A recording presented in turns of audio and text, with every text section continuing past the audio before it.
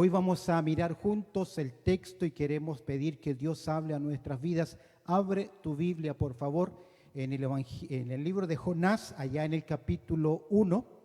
Vamos a mirar juntos la palabra del Señor desde el verso 13 en adelante. ¿Estás ahí? Libro de Jonás, capítulo 1, verso 13. Dice así la palabra del Señor. Aquellos hombres trabajaron para hacer volver la nave a tierra, mas no pudieron porque el mar se iba embraveciendo más y más. Mira qué interesante, contra ellos. Entonces clamaron a Jehová y dijeron: te rogamos ahora, Jehová, que no perezcamos nosotros por la vida de este hombre, ni pongas sobre nosotros la sangre inocente, porque tú, Jehová, has hecho como has querido. Mira el verso 15. Y tomaron a Jonás y lo echaron al mar, y el mar se aquietó de su furor. Y temieron aquellos hombres a Jehová con gran temor, y ofrecieron sacrificios a Jehová e hicieron votos.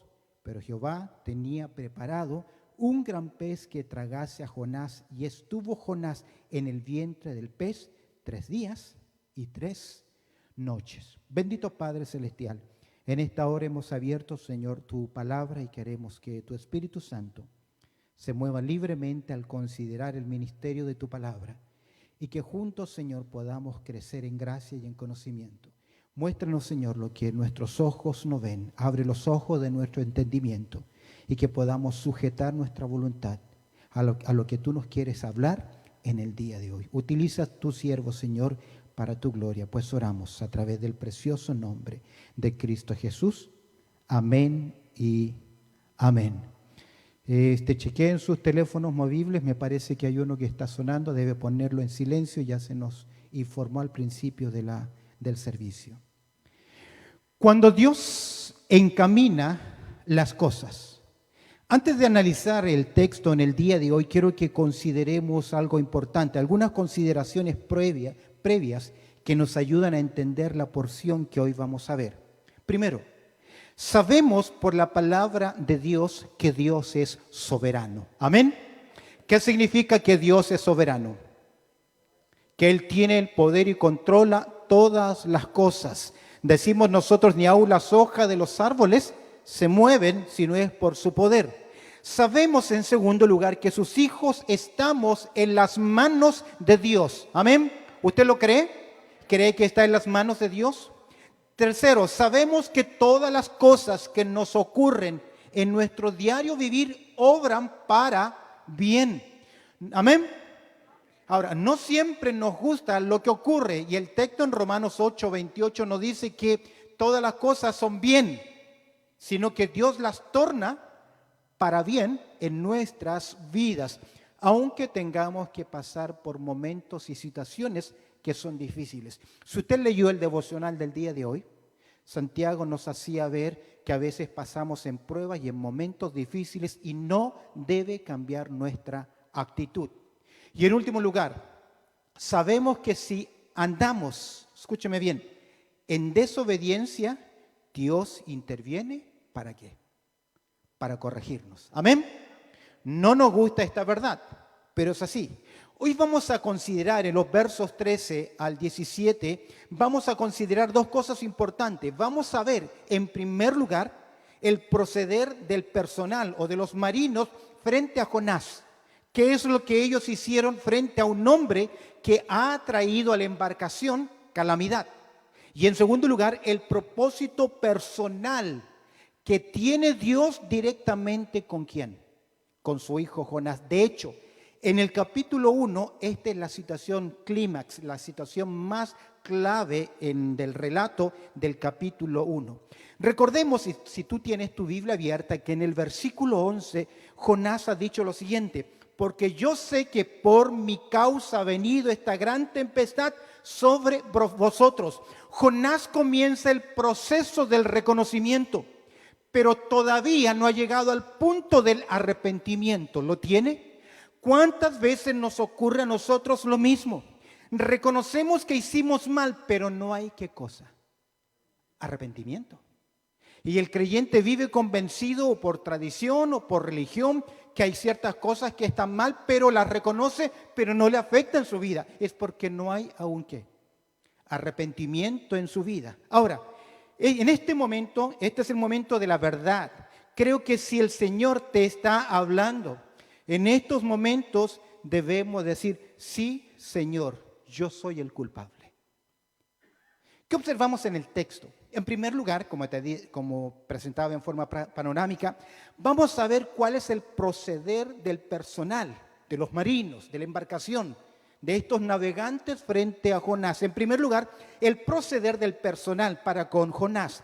Al mirar los versos 13 al 16, vemos en primer lugar que estos hombres, cuando Jonás confiesa y les da la solución, estos hombres tuvieron compasión de Jonás. ¿Por qué digo que tuvieron compasión? Si tú observas en el versículo 13, vamos a ver lo que ellos hicieron después de la confesión de Jonás. Jonás les ha dicho, el verso 12, porque yo sé que por mi causa ha venido esta gran tempestad sobre vosotros. ¿Cómo demuestran la compasión para con él? Observa el verso 13, ¿qué hicieron ellos? Y aquellos hombres tomaron a Jonás y sacaron el problema de la barca. Era lo lógico, porque si están en problema y en esa canasta ya hemos identificado la manzana que está podrida, ¿qué hacemos? La envolvemos en celofán y la conservamos. ¿Qué hacemos? Mira lo que hacen estos marineros. Y aquellos hombres, dice el texto, trabajaron para hacer volver la nave a tierra. Estos hombres mostraron compasión con Jonás. Tras su confesión y decisión, estos hombres, en vez de sentenciarlo a muerte, se esfuerzan aún más para hacer volver la nave a tierra firme. ¿Ves el texto? La intensidad. Y aquellos hombres, ¿qué hicieron? Trabajaron. La idea de trabajar, dice el texto, trabajaron, es trabajo duro. El texto hebreo dice lo siguiente: comenzaron a cavar. Como un obrero, como un hombre que busca la mina, el tesoro, comienza a cavar. La idea es enterrar la pala profundamente. No están en el mar, por lo tanto lo que están haciendo es metiendo los remos ¿qué? A fondo para acercarse a la orilla. Se cree que estos marineros no entraban tanto alejándose demasiado de la costa, sino que siempre su embarcación, su movimiento era mirando el Mediterráneo, mirando las costas, ya sea del norte o del sur, las costas, para no alejarse o perderse en alta mar. Ahora, me llama mucho la atención y quiero citar a MacArthur. Él dice lo siguiente en su Biblia comentada.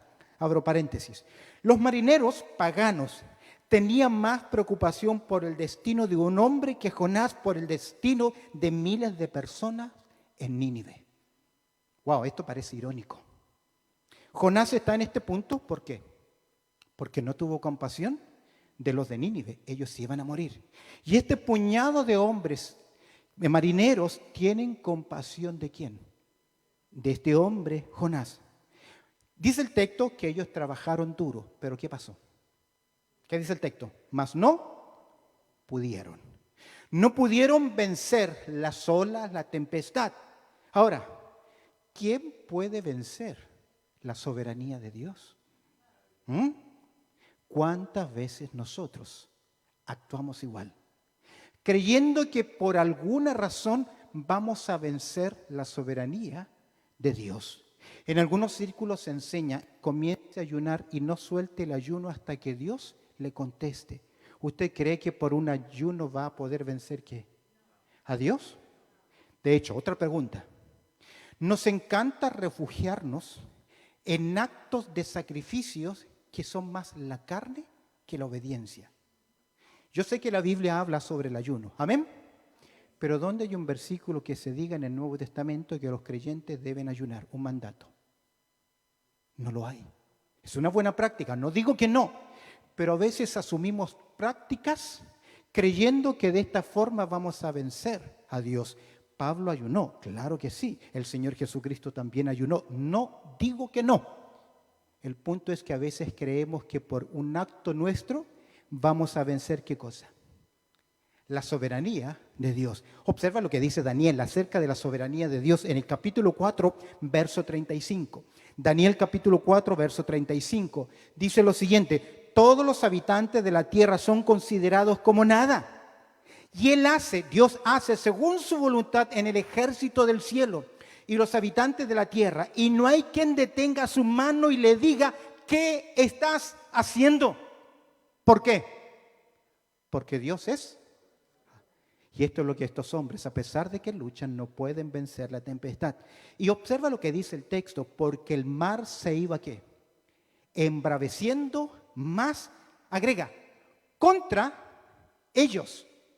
Y esto me hace pensar en esta tempestad. Si bien es cierto, una tempestad afecta a todas las embarcaciones, pero casi que la tempestad toma personalidad y viene y ataca directamente ¿a qué? A esta embarcación. ¿Por qué? Porque es el Dios del cielo que está mostrando una lección a quién. Cuando Dios encamina las cosas. ¿No te parece un poco irónico este cuadro? Jonás no movió ni un dedo para salvar ¿a quiénes? A los ninivitas, paganos, pero estos marineros están dispuestos a perder la vida, metiendo los remos a fondo para salvarle. Vemos en primer lugar la compasión por Jonás. Observa ahora el verso siguiente, verso 14. Ellos se dan cuenta que en vano están luchando, porque nadie puede vencer la mano del Dios Todopoderoso.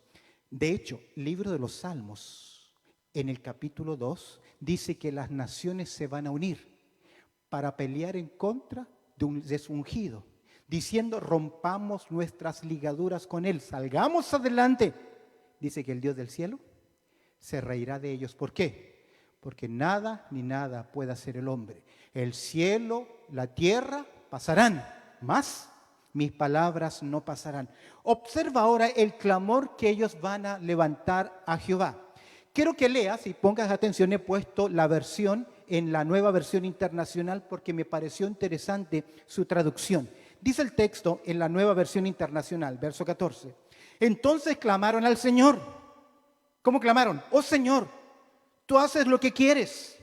No nos hagas perecer por quitarle la vida a este hombre, ni nos hagas responsable de la muerte de un ¿qué? Inocente. Suena interesante, como que ellos están, vamos a tener que tomar una decisión, Señor. Vamos a tener que sacar ¿a quién? ¿Al culpable? No nos castigue por tomar esta decisión, porque ya vemos que él está en problemas ¿con quién? Contigo. Pero ellos, interesante, giran su clamor ¿a quién?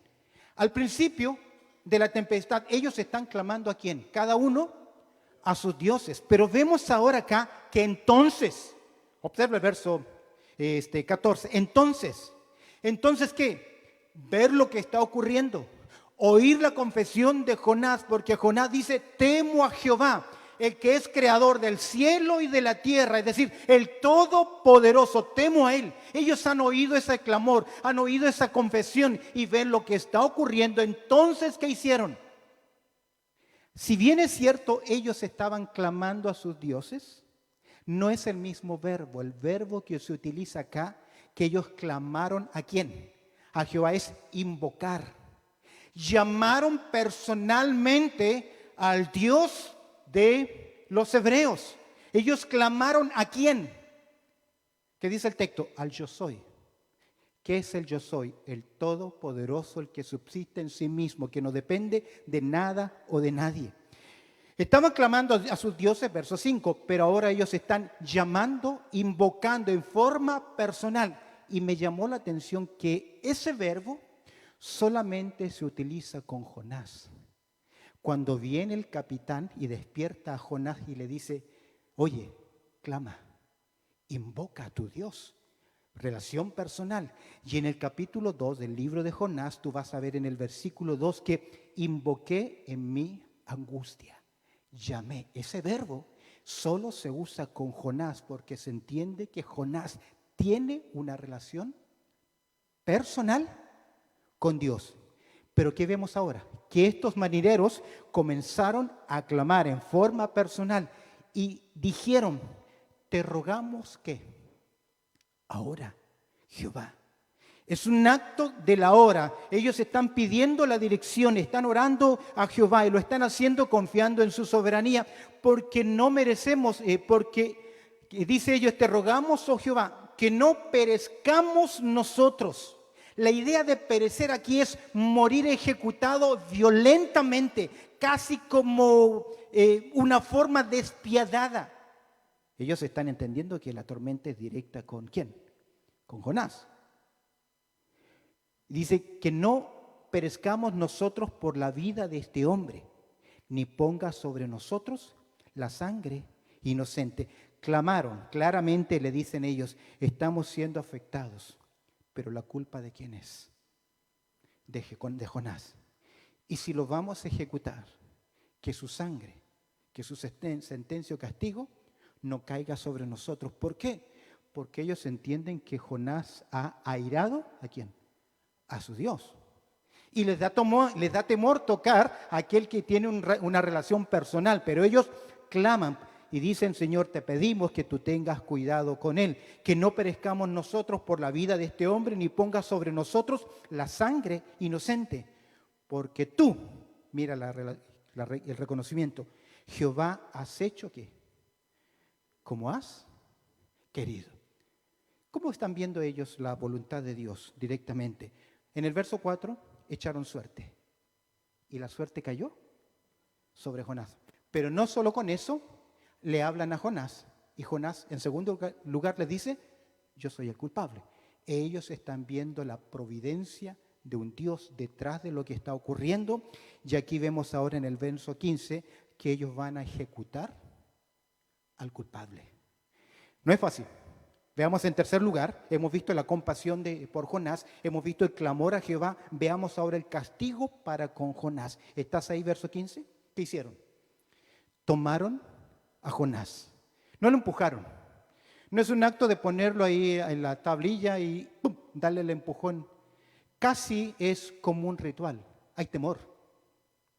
Porque ellos no saben lo que Dios va a hacer con estos marineros si lanzan a la mar a Jonás. Lanzarlo a la mar es equivalente a ¿qué? A una sentencia. ¿Sentencia a qué? A muerte. Y tomaron a Jonás. Jonás ya les había dicho eso en verso 12. Tomadme y echadme al mar. Dos verbos, ¿te acuerdas que te decía? Y casi el tomar significa identifíquense. Como el oferente se identificaba con la ofrenda de un animal. Y lo echaron al mar. Sentenciado. Lo hicieron. Con cuidado, casi como un ritual, lo tomaron. ¿Y qué pasó? ¿Qué pasó? Y el mar se aquietó de su furor. No dice que fue inmediatamente, pero al leer el texto, ¿qué entendemos? ¿Qué entendemos? Este debe haber sido una sorpresa sorprendente para aquellos hombres. La nave a punto de hundirse, las olas grandes, a punto de hundirse la embarcación. Lanzan al culpable e inmediatamente, ¿qué hay? Completa bonanza. Señor, despierta, que perecemos. ¿Y el Señor qué hizo en esa embarcación? Calmó los vientos, la tormenta, y se hizo bonanza y llegaron a orilla tranquilo. Eso es cuando Dios interviene. Aquí es el Dios soberano. Y lo echaron al mar y el mar se aquietó de su furor.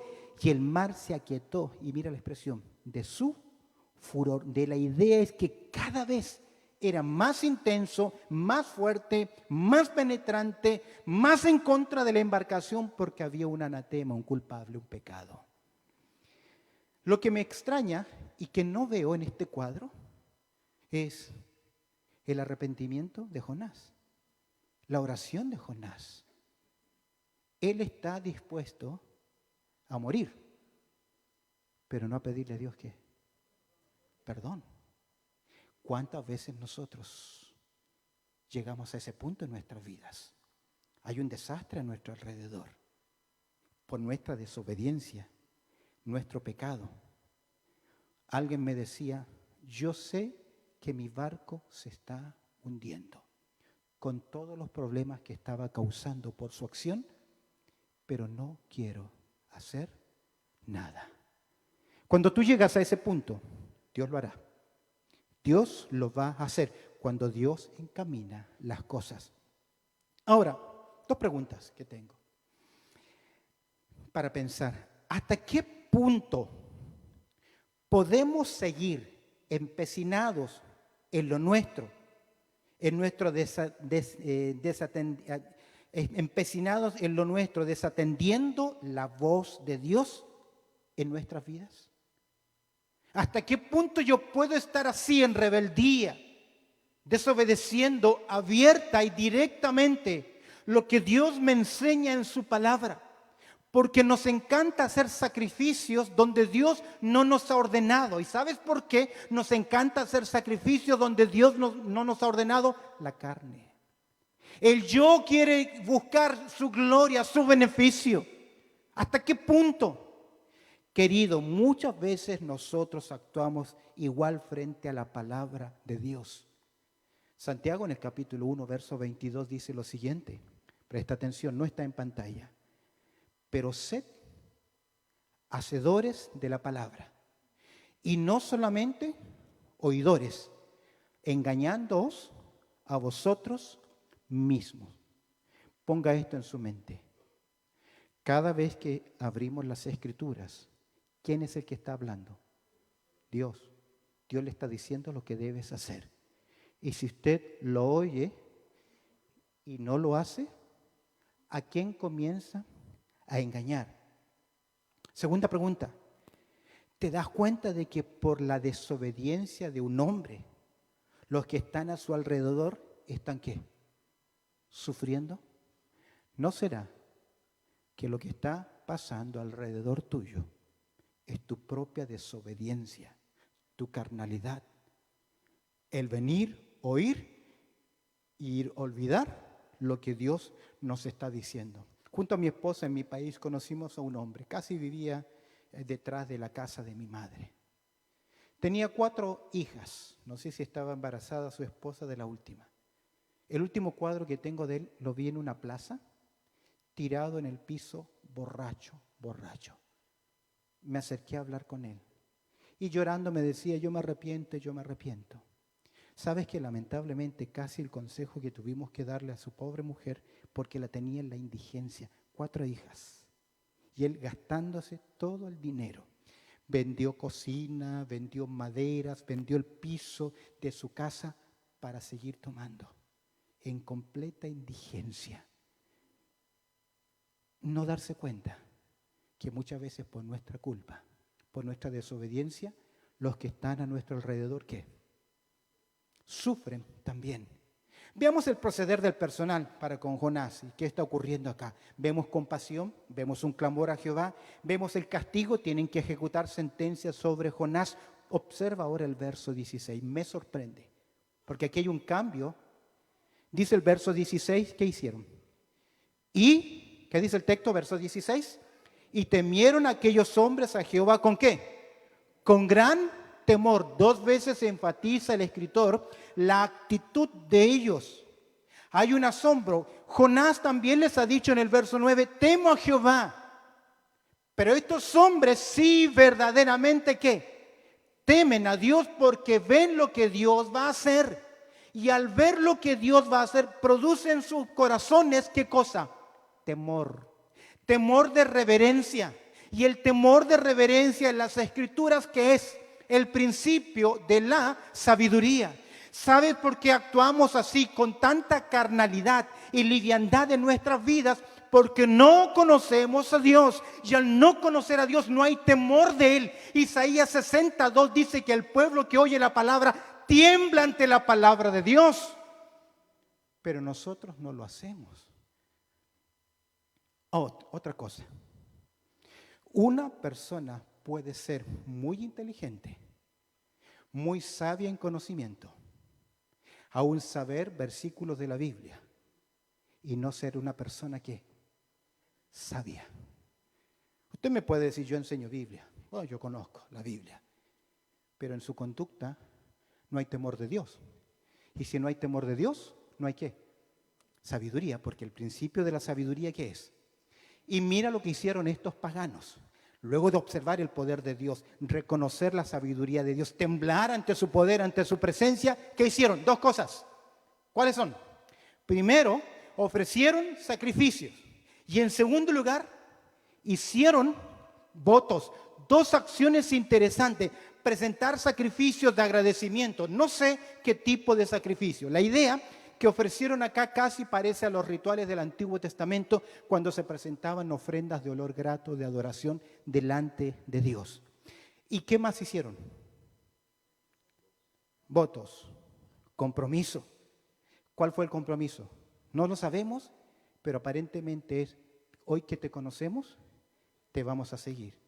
Posiblemente vemos acá conversión de parte de un grupo de gentiles.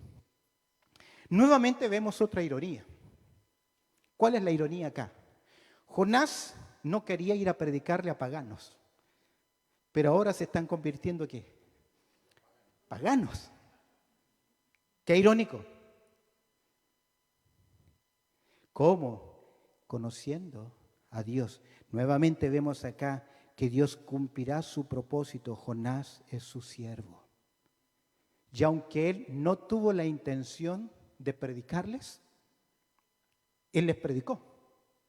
Soy hebreo, temo a Jehová, que es el creador de todas las cosas. ¿Sabes qué veo acá? Que la palabra de Dios no vuelve vacía. Tal vez un versículo, una frase. En mi país, en Semana Santa, hice mi mayor esfuerzo por predicar el Evangelio y hablé de la cruz. Invité a uno de mis amigos de mi niñez. Y yo pensaba en mi mente: wow, con todo lo que le he dicho, le he predicado, ¿cómo no va a levantar la mano y hacer la oración del pecador? No lo hizo. Yo me quedé frustrado. Pero la verdad es que ¿quién convierte? ¿Quién convence? El Espíritu Santo, no el orador. Dios usa que su palabra, por misericordia, utiliza hombres. Amén. Pero 2 semanas después, él vino a mi casa un día a la tarde. Me dice: Andrés, no me puedo sacar esas palabras de mi mente. Porque yo había predicado en Juan cuando Jesús dice: Padre, consumado es. Y él me dice: no puedo sacar de mi mente esas palabras. Consumado es, consumado es. Me han tenido intranquilo por 2 semanas. Hoy vengo a decirte que quiero recibir a Cristo como mi Salvador personal. Es que Dios obra como Él quiere, pero siempre utilizará ¿qué? Su palabra. Qué gran lección para nosotros. Vemos acá. Estos hombres tuvieron un acto de agradecimiento. ¿Ofrecieron qué cosa? Sacrificio. Tú y yo no presentamos sacrificios de animales. Pero de acuerdo a Romanos capítulo 12, verso 1, dice lo siguiente. Romanos 12, 1. Así que, hermanos, os ruego por la misericordia de Dios que presentéis vuestros cuerpos ¿en qué? En sacrificio vivo, santo, agradable a Dios, que es vuestro culto racional. Sin querer, a pesar que este hombre es un profeta y no quiere hablar en el nombre de Dios, Dios igual que lo está haciendo, porque el don del Señor es irrevocable. Pero pensando en la actitud de estos marineros para con Dios, ¿cuáles son tus votos para con Él? ¿Cuál es tu compromiso? ¿Qué traes para adorarlo? Dios en la antigüedad le dijo: no te presentarás delante de mí ¿con qué? Con las manos vacías.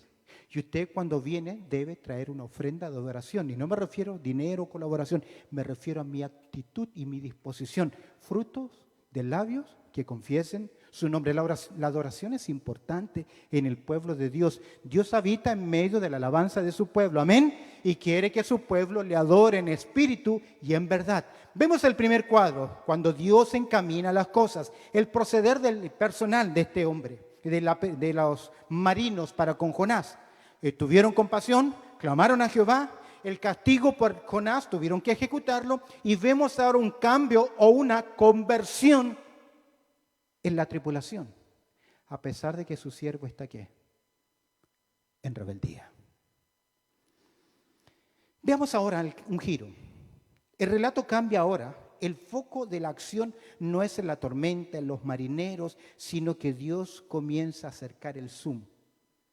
Comienza a acercar directamente, a enfocar ¿a quién? No al personaje principal, porque el personaje principal del libro de Jonás, ¿quién es? Dios. Pero Dios está interesado ¿en quién? En su siervo. Antes de ver el segundo punto, el propósito personal de Dios para con Jonás, quiero que observes un proverbio que me llama mucho la atención. En el capítulo 21 de Proverbios, el versículo 1 dice lo siguiente. Proverbios capítulo 21, versículo 1. Como los repartimientos de las aguas, así está el corazón del rey en la mano de Jehová. A todo lo que quiere, le inclina. Tenía entre 4 a 6 años, vivía a los pies del cerro y donde habían parcelas y campo. Y me encantaba a mí saltar la cerca, ya éramos amigos de aquellos que sembraban, y yo veía cómo ellos regaban el plantío de tomate o otros productos. Tapaban aquí, dejaban que el agua corriese hasta un punto. Luego que llegaba a ese punto, volvían a tapar y el agua, ellos iban, ¿qué? Conduciendo el agua de tal forma que esos pequeños canalcitos regaban, ¿qué? Toda la parcela. Ellos iban en cierta forma dirigiendo ¿qué? El agua. Eso es lo que dice acá. Dios en su soberanía, ¿qué hace? Como los repartimientos de las aguas. Así está el corazón del rey, ¿en dónde? En la mano de Jehová, y a todo lo que quiere, lo inclina. ¿Por qué? Porque Dios es soberano. Jonás ha tomado una decisión. Dios no está de acuerdo. Le ha soltado, por así decir, la cuerda. ¿Lo dejó qué? Correr. Es por eso que Dios le dijo a la nación de Israel, yo pongo al cielo y la tierra como testigos. Ustedes decidan. ¿No fueron las mismas palabras de Josué a la nación de Israel? Ustedes decidan. ¿Pero qué? Yo y mi casa serviremos a Jehová. Lo mismo es en la congregación. Animamos para que usted busque la voluntad de Dios en su vida. Pero no podemos ¿qué? Decidir por usted. Pero vemos el relato. ¿Qué habrá pensado Jonás cuando él entra a las aguas frías del Mediterráneo? Y comienza ¿qué? A hundirse.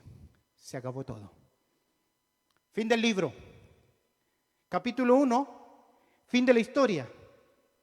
¿Pero era fin de la historia? No, porque es su hijo. Porque Jonás es su siervo. Porque tú eres hijo de Dios, tú eres su siervo. Si estás actuando mal, Dios va a comenzar a achicar y no tal vez vas a estar en el Mediterráneo, en el fondo del mar, pero vas a ver acá. La historia no se acaba porque Dios ha fijado ¿qué? Sus ojos en él. Y cuando Dios fija los ojos en una persona, seguro que Jesús termina en la casa de esa persona. Amén. Iba Jesús, Jonás, que Zaqueo quería verlo. Y dice el Evangelio que fijando Jesús que los ojos en él. Nosotros cantamos, fija tus ojos en Cristo. Pero él primero fijó que sus ojos en ti. Amén. Y observa ahora cómo la historia gira. Y ahora Dios comienza a tratar directamente con este hombre. Ya lo ha hecho a través de la tempestad. Pero lo único malo que ahora, ¿dónde está Jonás? Adentro del mar. Estaba dispuesto ¿qué? A morir. Pero no ir a los paganos. Algunos comentaristas creen que Jonás pensó, si yo voy allá, me van a matar. Mira dónde está Jonás ahora. Mira dónde está Jonás ahora. Pero vemos acá el propósito de la persona de Dios para con Jonás. ¿Cuál es? Verso 17. Pero Jehová tenía preparado un gran pez para que tragase a Jonás. Y aquí nos encontramos en un texto que para los liberales, para tal vez algún creyente que le gusta razonar las escrituras, que es peligroso. Las escrituras se interpretan espiritualmente y no racionalmente. Hay que tener la mente de Cristo. Le digo esto porque aquí nos encontramos y la palabrita preparó significa que designó. Señaló de forma específica. La palabra de Dios en el Salmo 148, verso 8, no está en pantalla creo, pero búscalo en tu Biblia. En el Salmo 148, 8, vemos que el fuego, el granizo, la nieve, el vapor, el viento de la tempestad ejecutan su palabra. Dios las conduce, Dios le da la orden a la naturaleza y la naturaleza ¿qué hace? ¿Qué hace la naturaleza? Le obedece. Aquí encontramos que Dios dio la orden ¿a quién? A un gran pez. No es una ballena porque no es la palabra hebrea para ballena, ni tampoco en el Nuevo Testamento cuando Jesús citó del gran pez, tampoco lo es. Pero es un animal que obedece ¿a qué? A la orden de Dios. Los ángeles de Dios ejecutan la voz de Dios y lo hacen inmediatamente. Son espíritus enviados por Dios, espíritus administradores. Amén. Los demonios cuando oyeron la voz de Jesús se doblaron y reconocieron y obedecieron. Amén. ¿Y los creyentes que oyen la voz del Señor? Es por eso que el Señor dice, ¿por qué me llamáis Señor? Yo a veces creo que soy tan mentiroso cuando canto, porque canta mi emoción, no mi entendimiento. Y decimos cosas que en esencia no las hacemos. Vemos acá que Dios usa cosas.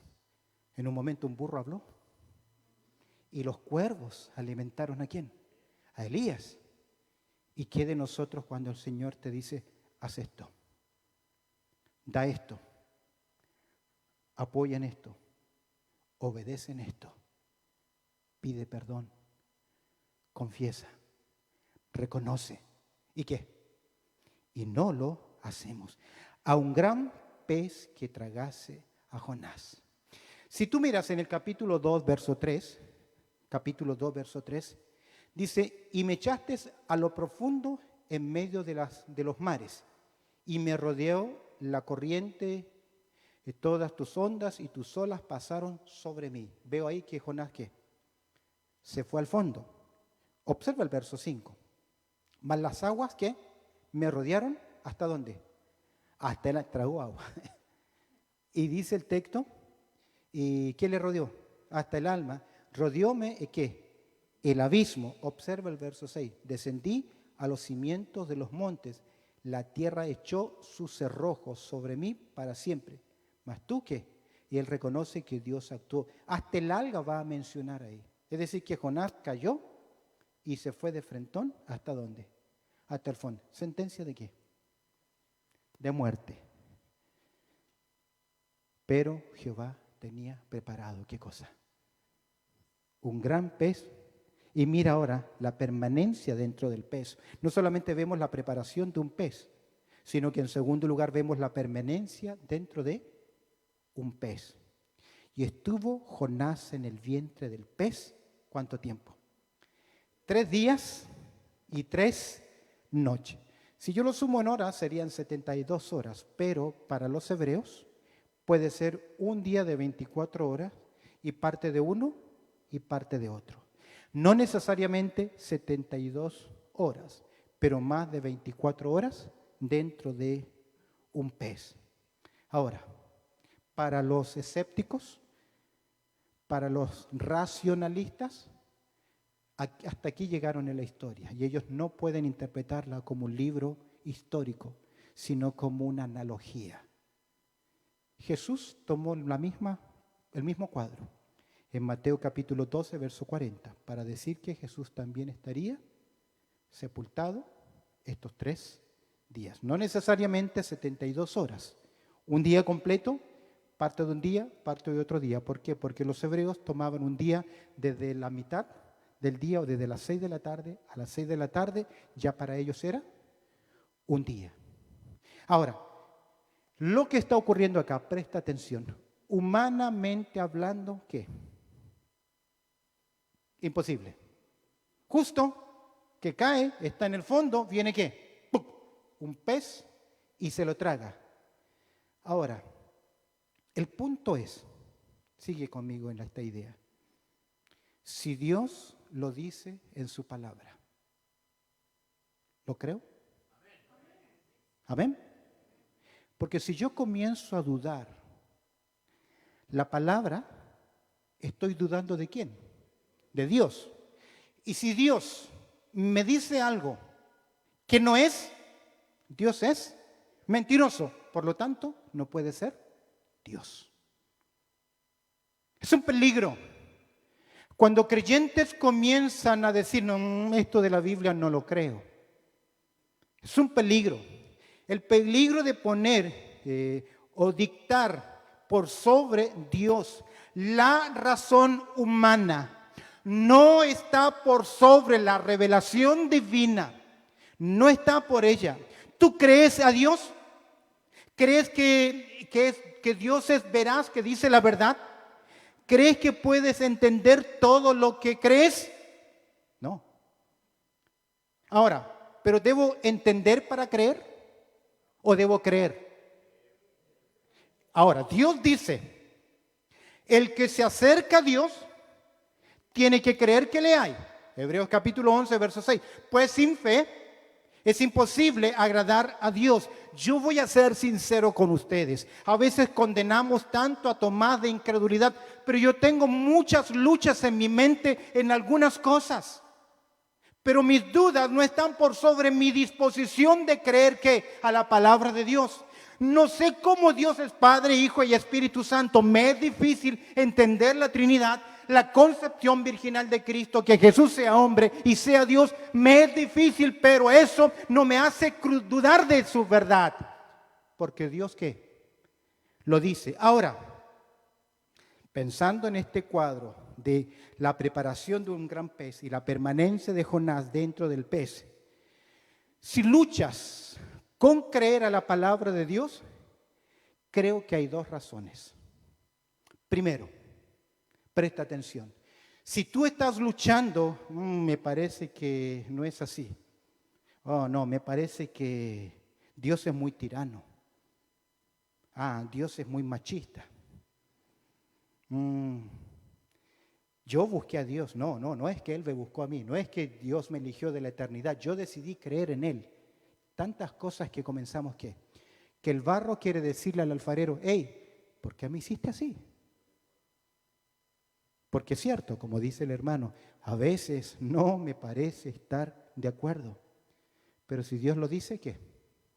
Si Dios lo dice, ¿qué? Lo debo creer. Dos razones por las cuales a veces no podemos creer. Primero, no eres un creyente genuino. Presta atención. El hombre natural, ¿qué? No percibe las cosas del Espíritu de Dios, porque para él son locuras y no las puede entender. Dos cosas: es incapaz y segundo, no quiere. Usted está ahí si es inconverso, porque necesita la mente de Cristo para entender la palabra de Dios. Y si el Espíritu está en nosotros, si Dios produjo el nuevo nacimiento, el nuevo cambio, tenemos ya la disposición para oír la voz de Dios. Mis ovejas, ¿qué hacen? Oyen mi voz y me siguen. Pero si no eres un hijo de Dios, tienes actos cristianos, estás en medio de las filas, porque Judas estuvo en medio de las filas. Y Juan dice, estaban con nosotros. Perseveraron mucho tiempo ahí en las filas, pero no permanecieron. Es porque el evangelio nunca entró. Jesús lo dice en Juan capítulo 13, aparentemente dio fruto, pero vino el sol y ¿qué? Y se secó de raíz. Es por eso que tenemos que hacernos un autoanálisis. ¿Eres salvo? ¿Eres realmente un creyente? ¿Qué evidencias hay? Segundo lugar, a veces luchamos con la palabra de Dios no porque no somos creyentes genuinos, sino que eres un creyente que obedece a los deseos de la carne. Su ego y su orgullo es mayor y me impiden que. Cuidado, que el cristianismo no es a lo Frank Sinatra, in my way. No es así. O es a la manera de Dios, o algo está mal. Observa lo que dice la palabra de Dios. Aquí vemos algo que es imposible. ¿Pero imposible para quién? Para nosotros. Efesios capítulo 3, verso 20. Dice lo siguiente, y márcalo en tu Biblia: y aquel que es poderoso para hacer todas las cosas mucho más abundantemente de lo que pedimos, entendemos, según el poder que actúa en nosotros. Dios es poderoso. Amén. ¿Lo cree? Sarai se rió cuando iba a tener un hijo y Dios le dijo a Abraham lo siguiente: ¿hay para Dios alguna cosa difícil? ¿La hay? Quiero escucharlo. ¿La hay? No. El ángel le dijo a María acerca de Elizabeth: porque nada hay imposible para Dios. Amén. Y Jesús le dijo a sus discípulos: porque nada hay imposible para Dios. ¿Lo crees? Tenemos un canto precioso. Mira la siguiente slide. No hay imposible para Dios. No lo hay, no lo hay, mi Dios tiene todo poder. Él hizo todo lo que existe, el cielo, tierra y mar. Mi Dios tiene todo poder. ¿Lo crees? ¿Lo crees? Mi Dios tiene todo poder. Permíteme concluir.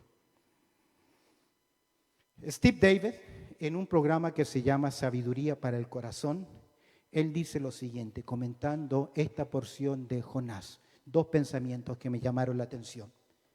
Él dice lo siguiente. Usted lo puede buscar en la net, se llama Sabiduría para el Corazón, un muy buen programa radial.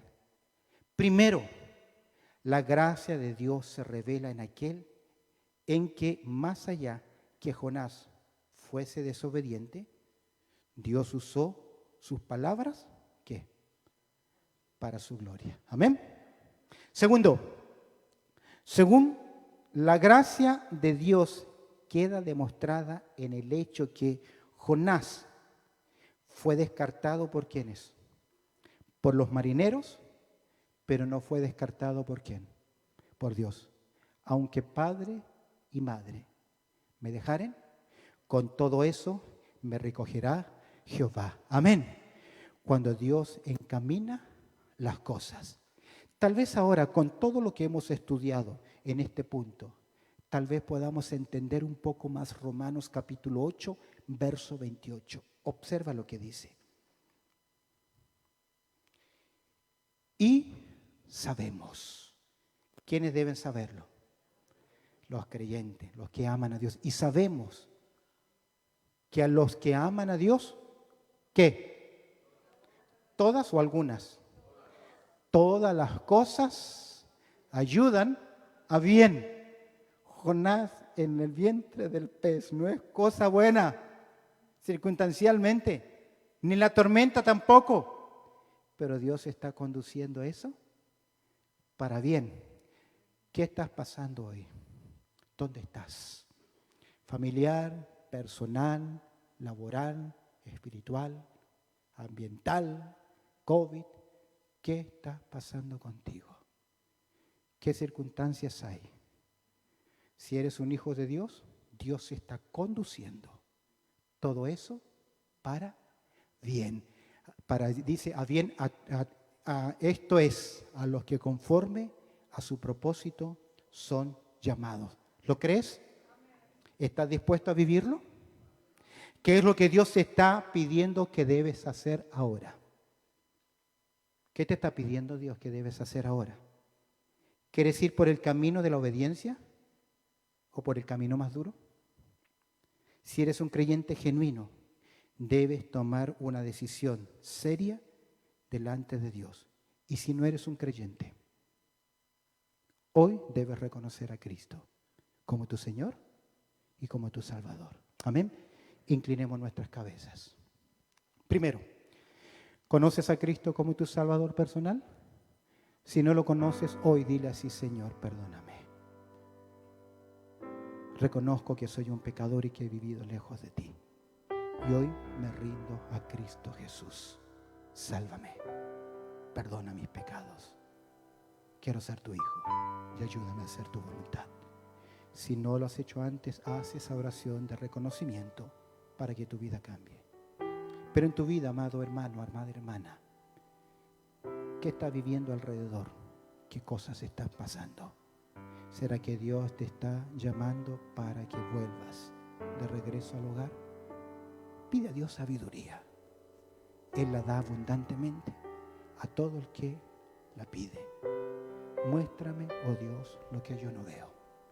Si hice mal, no lo haré más.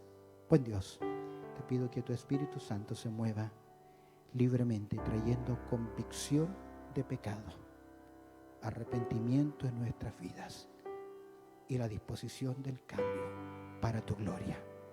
En Cristo Jesús oramos. Amén y amén.